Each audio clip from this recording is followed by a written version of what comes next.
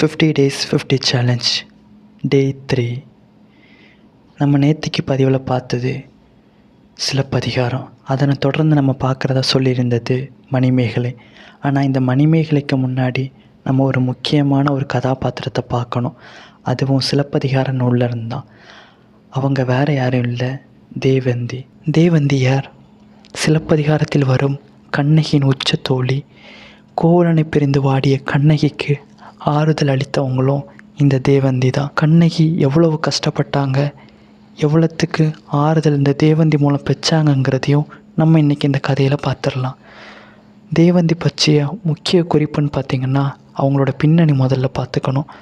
கண்ணகியை போலவே தேவந்தியும் கணவன் இல்லாமல் வாழ்ந்த ஒரு பெண்மணி.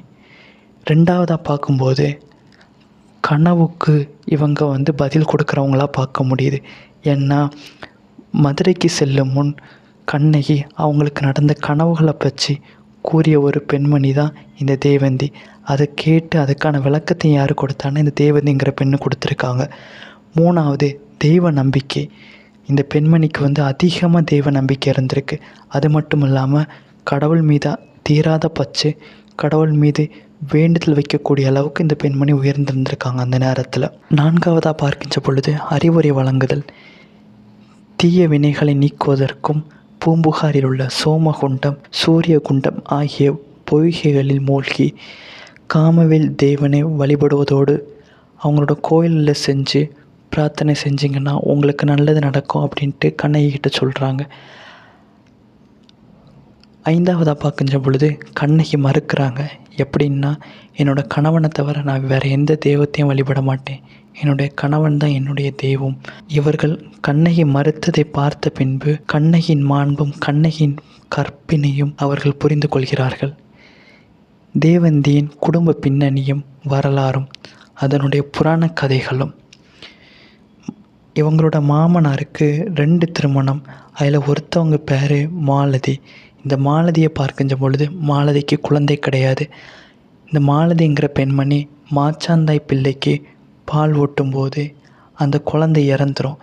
இதனால் மனமுடைந்து மாலதி என்ன பண்ணுறாங்கன்னா சாத்தான் கோவிலில் வழிபடுறாங்க, கடும் தவம் மேற்கொள்கிறாங்க. இந்த மாலதியின் பக்தி முயற்சியில் மகிழ்ந்து பாசாண்ட சாத்தான் குழந்தை வடிவில் அவருக்கு தோன்றி ஆறுதல் கூறினாங்க. பின்னர் அதே குழந்தை மனித உருவில் வளர்ந்து தேவந்தியை மணந்தது. இதில்தான் அந்த தேவந்தியும் அந்த சாத்தான் கடவுளும் மணந்த நிகழ்வை நாம் பார்க்கின்றோம். தேவந்தியின் திருமண வாழ்க்கை மற்றும் பிரிவு. தேவந்தியின் கணவன் பாசாண்ட சாத்தான் என்ற தெய்வத்தின் அவதாரமாக கருதப்படுகிறார்.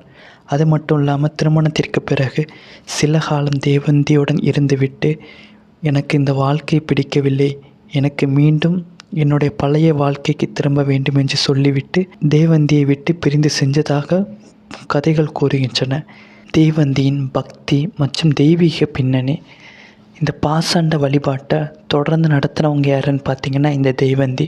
காரணம், அவருடைய கணவன் தான் இந்த கடவுள் என்ற ஒரு நம்பிக்கை அவர்களிடம் இருந்தது. இரண்டாவதாக பார்க்கின்ற பொழுது அர்ப்பணிப்பு.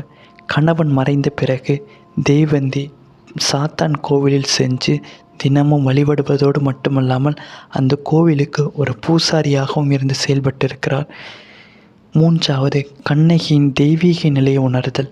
கண்ணகி மதுரையை எரித்துவிட்டு வானுலகம் சென்ற பிறகு தேவந்தி சேர நாட்டுக்கு சென்று கண்ணகியின் தெய்வீக நிலையை பற்றி மக்களுக்கு உணர்த்தினாள். இந்த தேவந்தியினுடைய வாழ்க்கையில் நம்ம பார்க்கின்ற பொழுது அவங்கக்கிட்ட இருந்து சில பண்புகளை பார்க்க முடிகிறது. கண்ணகியினுடைய உச்ச தோழியாக பார்க்க முடிகிறது.